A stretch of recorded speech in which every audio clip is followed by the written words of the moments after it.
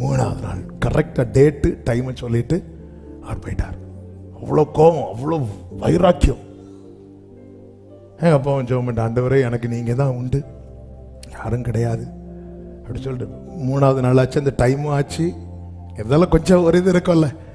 3 நாள் முடிஞ்சு 4வது நாள் ஆச்சு. எதுக்கு அவனை வீட்டில் போய் ஒன்று பார்க்கலாம். 3வது நாள் நேற்று டைம் குறிச்சியப்பா என்னாச்சுன்னு கேட்குறதுக்குன்னு வீட்டுக்கு போனால் அந்த அம்மா அவருடைய அம்மா வந்து வெளியே அப்படியே இருக்கிறாங்க. அந்த ஆளுக்கு பேரை சொல்லி அவர் இல்லையா அப்படின்னு. உனக்கு தெரியாத அப்போ இல்லை, நேற்று சாயங்காலம் 5 மணிக்கு அந்த பாலத்தில் சும்மா நின்றுட்டு இருந்தான்.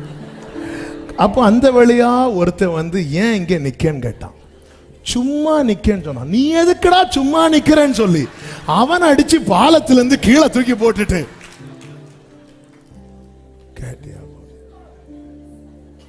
எங்க அப்பா உடனே சரி அம்மாச்சி நமக்கு நோக்கம் அப்படி சொல்லிட்டு எங்க அப்பா நேரம் அந்த ஃப்ரெண்டை பார்க்க போனாங்க.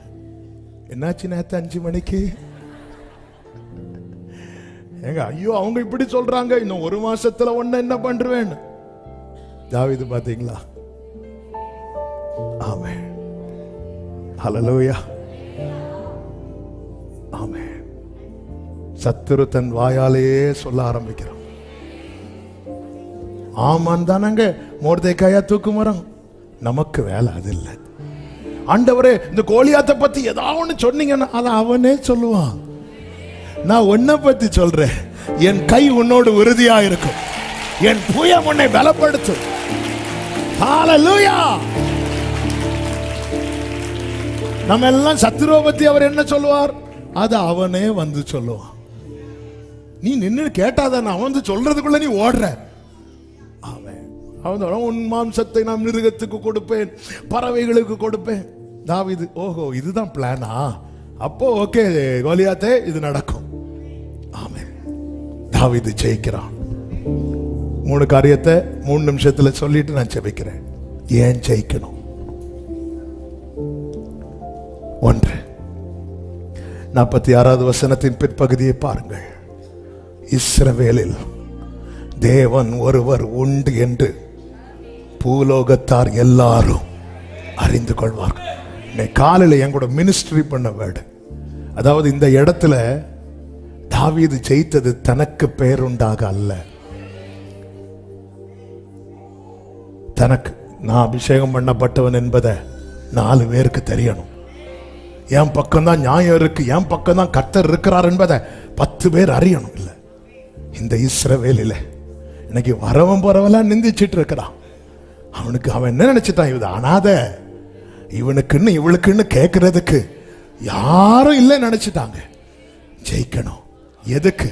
இந்த தாவீது யார் என்பதை அறிகிறதுக்கல்ல, இந்த தாவீதின் தேவன் யார் என்பதை அறிகிறதற்கு. அதுக்கப்புறம் கொஞ்சம் ஆண்டவர் மெடிடேட் பண்ண வைத்தார்.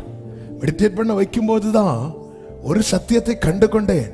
தாவீது தனக்கு பெயர் உண்டாக ஒன்றுமே செய்யல, ஒண்ணுமே செய்யல.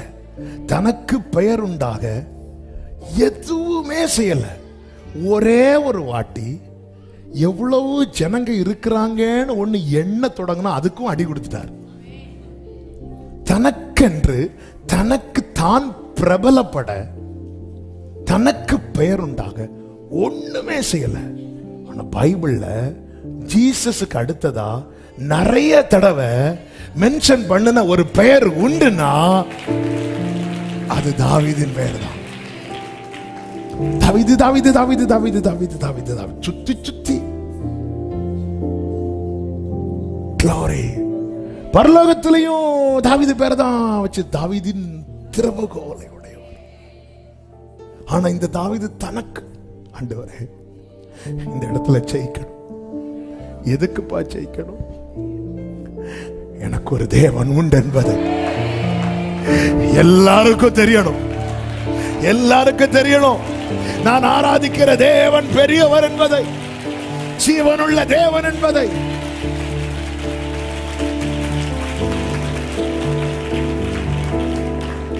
இரண்டாவது ஏன் ஜெயிக்கணும் தெரியுமா? தாவீது சொல்லுகிறார் 26 இஸ்ரவேலுக்கு நேரிட்ட நிந்தையை நீக்குகிறவனுக்கு நிந்தை நீங்கணும்.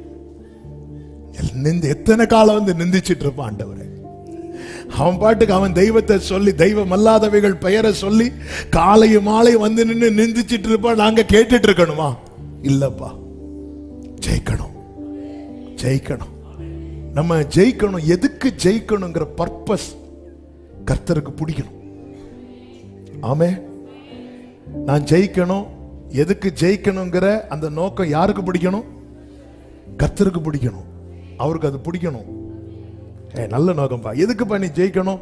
இல்ல, என் பக்கத்துல இருக்கிறவனை விட ஆண்டவரே நான் ஜெயிக்கலனாலும் பரவாயில்ல, அவன் என்ன ஆயிடக்கூடாது பாச. ஏன்னா நிறைய பேர் வந்து திருப்திப்படாதே. ஓ மார்க் எவ்வளவு, ரிசல்ட் கூட அவங்க மார்க் முதல்ல பார்க்க மாட்டாங்க. பரவாயில்ல, அவனோட 2 மார்க்கு கூட எடுத்துட்டான். ஆண்டவர் இந்த நிந்தையை நீக்கணும். நான் நிந்திக்கப்படும் போது என் மேல் தரிக்கப்பட்ட அவருடைய நாமும் தூஷிக்கப்படுதில்லை. எனக்கு என்கிட்ட, அதாவது தேவ பிள்ளைகளே, உடன்படிக்கை இருக்கு, மீட்பு இருக்கு, பிள்ளைங்கிற அதிகாரம் இருக்கு, முத்திரை இருக்கு, அபிஷேக முத்திரை இருக்கு. இவ்வளவு விலையேறப்பட்டவைகள், எத்தனையோ மகான்கள் என்று சொல்லிக் கொண்டவர்களுக்கு கிடைக்காதவைகள் மக்கள்னு சொல்லிக் கொண்ட நமக்கு கர்த்தர் கொடுத்திருக்கிறார். அப்போ என்ன, நம்மளை ஒருத்தங்க நிந்திக்கும் போது அவருடைய நாமம் தூஷிக்கப்படுதில்லை. அதுதான் தாவீது வந்து நிக்கிற. எத்தனை காலாண்டவர் இவன் நிந்திப்பான்? எவ்வளவு காலம்? அவன் யாரு நிந்திக்கிறதுக்கு? யுத்தம் பண்ணணும், ஜெயிக்கணும். தப்பு வைத்தவர் தப்பு வைப்பார். உமது நாமத்தில் நாங்கள் கொடையேற்றோம். கர்த்தர் அவனை வென்று நம் கையில் ஒப்பு கொடுப்பார். கர்த்தர் கோலியாத்தை வென்றார், தாவீது கோலியாத்தை கொன்றார். ஆமென், ஹல்லேலூயா. மூன்றாவது ஒன்று, கர்த்தர் ஒருவர் உண்டென்பதை எல்லாரும் அறியணும். இரண்டாவது, நிந்தை நீங்கணும். இந்த ஆகஸ்ட் ஜெபத்தில் பல நாட்களாய், பல வருடங்களாய் நிந்தையை சுமக்கிற யாராவது கேட்டுக்கொண்டிருப்பீங்கன்னா, இந்த யுத்தம் கர்த்தருடையது. இந்த நிந்தை நீங்கணும். மூன்றாவது, இவனை கொலை செய்தால், இந்த கோலியாத்தை வென்றா, ஒரு நியமிக்கப்பட்ட நன்மை இருக்கிறது. நியமிக்கப்பட்ட நன்மை இருக்கிறது. அது ராஜாவால் நியமிக்கப்பட்ட நன்மை. சபையே, ராஜாதி ராஜாவால் நியமிக்கப்பட்ட ஒரு நன்மை இருக்கிறது. இந்த கோலியாத்தை வென்றால் அவைகள் எல்லாம் உனக்கு செய்யப்படும். செய்யப்படும். நியமிக்கப்பட்ட நன்மை சொந்தமாக்கணும்னா ஜெயிக்கணும். எல்லாரும் சொல்லுங்க, நியமிக்கப்பட்ட நன்மை. நியமிக்கப்பட்ட நன்மை. தடையா யார் நிக்கிறா? கோலியாத் நிக்கிறான். ஆமே, 1 மணி தாண்டிட்டு நினைக்கிறேன். ஆமே, கர்த்தர் நடுவாக நிற்கிறார், தடையாக அல்ல, நடுவாக நிற்கிறார். நியமிக்கப்பட்ட நன்மை. ஆமே, அது சுதந்தரிக்கணும். ஹல்லேலூயா. வலது கரத்தை உயர்த்தி, கர்த்தர் ஒருவர் இந்த இஸ்ரவேலிலே என் எல்லைக்குள்ளே உண்டென்பதை எல்லாரும் அறியணும். நிந்தை நீக்கப்படணும். நியமிக்கப்பட்ட நன்மை சுதந்தரிக்கணும். கர்த்தாவே, ஜெயத்தை தாரோ.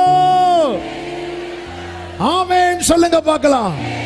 ஒரு வசனத்தை எல்லாரும் சேர்ந்து வாசித்து நம்ம ஜெபிக்க போகிறோம். 108வது சங்கீதம், அதனுடைய 13வது வசனம். எல்லாரும் சேர்ந்து என்னோடு கூட வாசிக்கும்படி அன்புடன் கேட்டுக்கொள்ளுகிறேன். 108:13. இது விசுவாசத்தோடு சத்தமாய் அறிக்கை செய்ய போகிறோம். எல்லாரும் எடுத்துட்டீங்களா? இப்ப எல்லாரும் சத்தமாய் வாசிக்கலாமா? தேவனாலே பராக்கிரமம் செய்வோம், அவரே எங்கள் சத்துருக்களை மிதித்து போடுவார். இன்னும் 2 முறை. தேவனாலே பராக்கிரமம் செய்வோம், அவரே எங்கள் சத்துருக்களை மிதித்து போடுவார். இன்னும் 1 முறை. தேவனாலே பராக்கிரமம் செய்வோம், அவரே எங்கள் சத்துருக்களை மிதித்து போடுவார். சத்தமா ஆமென். எல்லாரும் அப்படி எழுந்து நிற்கலாமா? ஜெயமே என்கிற பாடலை ஒரு சரணம் மட்டும் பாடி நாம் ஜெபித்து முடிக்கலாம். எல்லாரும் எழுந்து நின்று கைகளை தட்டி Glory.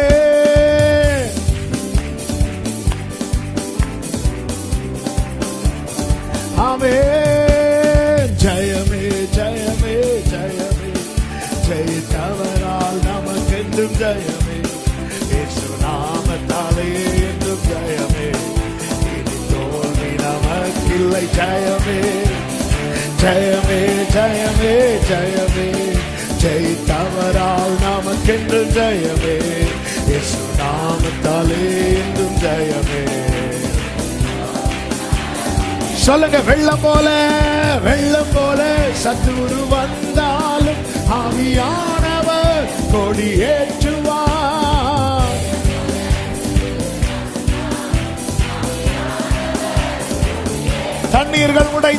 தண்ணீர்கள் உடைந்து ஓடுவது போல் சத்துருவை சிதறடி இயேசுவின் நாமத்திலே. ஓரலபமகரே. ஆமென். ஜெயமே ஜெயமே ஜெயமே ஜெயித்தவரால் நமக்கென்றும் ஜெயமே. இயேசு நாமத்தாலே என்றும் ஜெயமே. இனி தோல்வி நமக்கில்லை. ஜெயமே ஜெயமே ஜெயமே ஜெயமே. ஓரா பாபா லகடரா மாமா ஷேரே. ஆமென். இனி ஒரு விஷயம் கூட, வெள்ளம் போல சத்துரு வந்தாலும் வெள்ளம் போல சத்துரு வந்தாலும் ஆவியானவர் கொடியேற்றுவார்.